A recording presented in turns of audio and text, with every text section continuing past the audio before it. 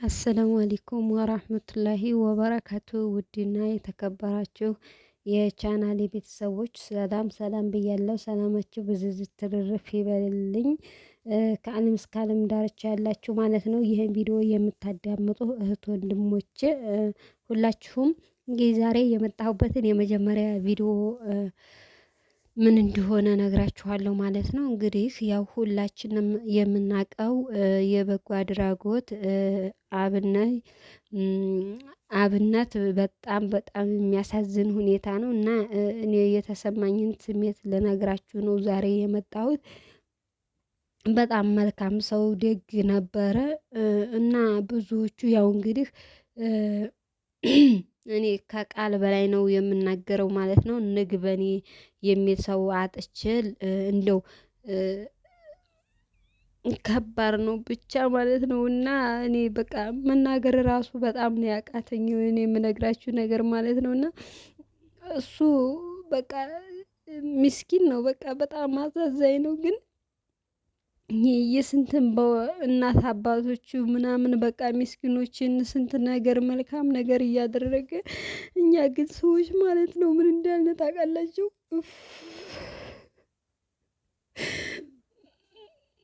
ምን እንዳልን ታውቃላችሁ? በቃ የሆነ ማለት ነው እሱ ሙስሊም ካላደለ ምናምን ዱዓ እናድርግለት ምናምን የምንል ሰዎች በጣም በጣም በጣም ታሳዝናላችሁ። እኔ እውነቴን ነው የምላችሁ ከፍቶኛል።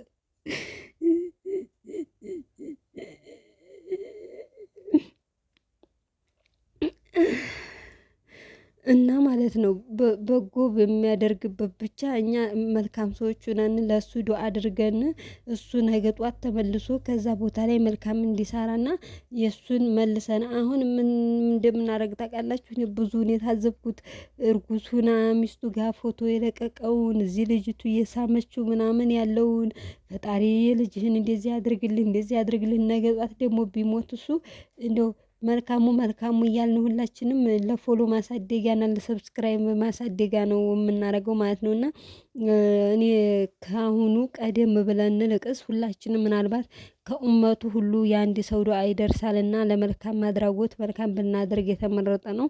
በሃይማኖት ባንገባ፣ እሱ ክርስቲያን ነው እሱ ሙስሊም ነው። እንግዲህ ክርስቲያንም በክርስትናው እስላምም በእስላሙ እርግጥ እንደው ከምን ታውቂያለሽ አንቺ ምናምን ብላችሁ እንዳትሉኝ እንጂ ነው እውነቴን ነው የምላችሁ። በዚች ምድር ላይ መቼም እሱ ለበጎ አድራጎትነት ወደ ኋላ አላለም። በቃ ምስኪኖችን፣ እናቶችን፣ እህት ወንድሞችን ነው ሲረዳ የኖረው ማለት ነው። እና መቼ በቃ እንደዚህ ብሎ ተናግሮ ያውቃል? እኛ አሁን እሱ እንደዚህ ታምሜ ምናምን በካንሰር በሽታ ብሎ ቢናገር ምን ሲሆን በቃ እኔ እያነቀኝ እኮ ነው። እኔ ምን አባቴ ነው የምትሉት? በቃ በጎ አድራጎትነት ማለት ነው። እሱ እኮ እስካሁን ድረስ ለሙስሊም ለክርስቲያን አላለም። ለሁሉም አክብሮ ለአዛውንቶች፣ እንደዚሁም ለሽማግሌዎች፣ ለወደቁ ምስኪኖች ሲረዳ የኖረ ነው። ግን እናንተ አሁን ላይ እሱ እንደዚህ ታሞ አልጋ ላይ ሆኖ እናንተ እንደዚህ ነው ስትሉ እኔ በጣም ውስጤን ስለከፋኝና ስለተሰማኝ ነው ማለት ነው ዛሬ እንደዚህ ቪዲዮ የሰራሁት። ውድ ተመልካቾች በጣም ይቅርታ ማለት ነው። እንደዚህ ለምን ትሆኛለሽ ምናምን ብላችሁ ሊሰማችሁ ይችላል ቤተሰብ። እኔ ግን በጣም ስለተሰማኝ ነው ማለት ነው።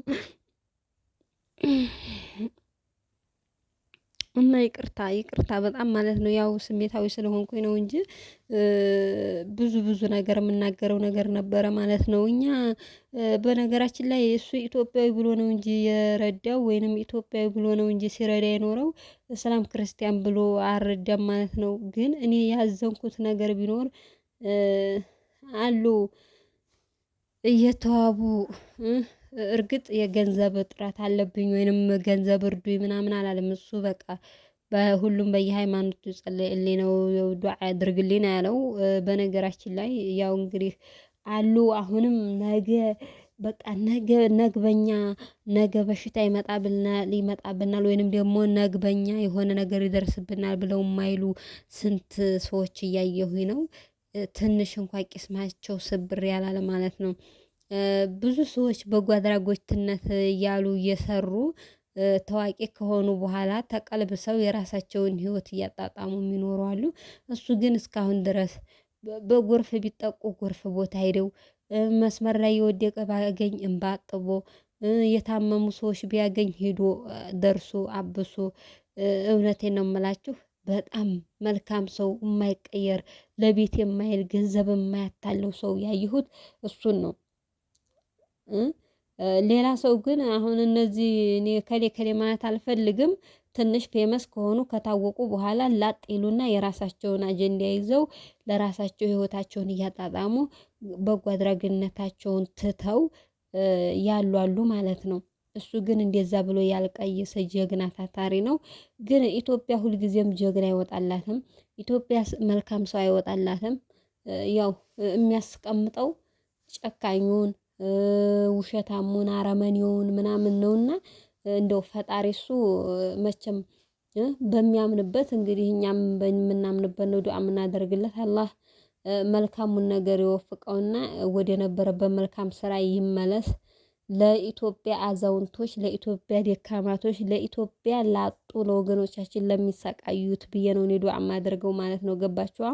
የእሱ ህይወት ተረፈ ማለት እሱ ኖረ ማለት ብዙ ሰዎች የሚኖሩበት ብዙ አዛውንቶች እንባቸው የሚታበስላቸው ብዙ የወደቁ በየመንገዱ በየአስፋልቱ ዳር እየተነሱ እንባቸው እየተጠረገ ምግብ የሚበሉበት ጀግና ታታሪ በጎ አድራጎት ስለሆነ አብነት መቼም ቢሆን መቼም ሁላችንም ዱዓ ልናደርግለት ይገባል ማለት ነው። ይህ ሰውዬ 15 እርዱኝ አላለም፣ ዱዓ ብቻ ነው። ለዱዓው ግን እኔ ያየሁት ነገር ቢኖር ስለ ሃይማኖት ክርክር አንስተው ሙስሊም አይደለም አያገባችሁም፣ ለምን እንደዛ ይሆናል? እኛ ኢትዮጵያዊ ተው አትክፉ።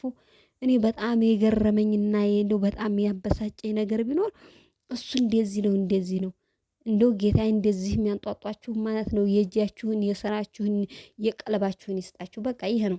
ምክንያቱም እኔ መጥፎ ነገር ካሰብኩ የቀልቤን ይስጠኝ፣ መልካም ነገር ካሰብኩ ደግሞ የቀልቤን ይስጠኝ። በቃ እንደው እንደዚህ ብቻ ነው ለሰው ልጅ መናገር የምንችለው እንዲህ አይነት ብቻ ነው እንጂ ሌላ ነገር መናገር ስለማንችል በእጃችሁ የምትለቀልቁ በቀለባችሁ የምታስቡት በአእምሯችሁ የምታገናዝቡት ሁላችሁም ማለት ነው ስራዬ ብላችሁ ዱዓ እናደርጋለን የምትሉ ዱዓችሁን፣ አይ ደግሞ ለሱ እንደዚህ ነው ለምትሉ ደግሞ የንያችሁን የራሳችሁ የቀለባችሁን ይስጣችሁ ማለት ነው። አላህ ሂዳያ ይስጣችሁ። አላህ ደግሞ መልካም ስራ ስሩ ብሏል። በሽርክ ነገር ሽርክ በሚያሻርኩት ነገር አብራችሁ አትብሉ፣ አትጠጡ፣ አትወያው ነው እንጂ ያለው። አንድ ሰው ስለታመመ አትውት፣ አንድ ክርስቲያን ስለታመመ አትውት አላለም። አንድ ክርስቲያን ስለታመመ አትድረሱት አላለም። እኛም አንድ ክርስቲያን ስለታመመ ሂዳችሁ አላህ ይማረህ ብላችሁ ብትመለሱ ምንም ችግር የለም። እሱ መሀሪ እኮ ነው። ምናልባት ያ ሰውዬ ደግሞ አንድ ቀን ከኑሮ ሲኖር ከኑሮ አንጻር ደግሞ ምናልባት አላህ ቀጥተኛውን መንገድ ሊመራው ይችላል ማለት ነው። እኛ ስለተንጫጫን እኛ ስለወቀስ ነው ነገ ጧት ተነስቶ ይሄ ልጅ እስልምና ሊቀበል አይችልም አላህ ይሂደው ብቻ ብለን አላህ ደግሞ የተሻለ ጤና ይስጠው ብለን ዱዓ ማድረግ ብቻ ነው ያለብንም። ገባችሁ? እኔ አሁን እዛ ይህን ክርስቲያን ይህን ለምንድነው እንደዚህ ብለሽ የምትዩ እንደዚህ ዱዓ የምታደርጉለት ምናምን ብላችሁ የምትሉ ሰዎች በጣም ተሸውዳችኋል፣ ተሳስታችኋል ማለት ነው። እኔ እንደዛ ብዬ አላስብም ውድ ወገኖች ማለት ነው። ሁላችንም አንድ ልንሆን ይገባል። ለጀግና አብረን ከጎኑ ለህዝብ ሲያገለግል ለጀግና አብረን ለምን አንሆንም? ለምንድነው እንደዚህ የምትሆኑት? ተው ጥሩ አይደለም እኮ ወገናችን። በጣም እየተሳሳታችሁ ነው ማለት ነው። ግን እኔ እንደው መቼም ዱዓ የሚባል ነገር አለና በዱንያ ላይ ስንኖር አላህ ለክፉም ለደጉም በዱዓ ነውና የሚመለሰው። ዱዓ መቅበልነት አለው ስለሚባል እንጂ እኔ ያደረኩለት አላደረኩለት አንድ ተራ ሰው ምንም ችግር የለውም። እና ውዶች ማለት ነው መልካም እንስራ፣ መልካም እንሰብ። አብነት እኮ በነገራችን ላይ በሰው ሀገርም ያለን በውጭም በግቢም ያለን ነው የሚረዳው። ከዛ ለወገን ደራሽ ነው። እኔ እንደው ወይ እዚህ ጋር ቪዲዮ አሳያችሁ ነበረ ማለት ነው። ምናልባት አይፈቀድ እንደው ብዬ ፈርቼ ነው እንጂ የሆነ ቦታ ሄዱ እኮ ናዲያ ሲጫናቸው እኮ ተው ድረሱልን እያለ ከጭቃው ተነክሮ እኮ ሲያለቅስ የነበረው እሱ እኮ ነው።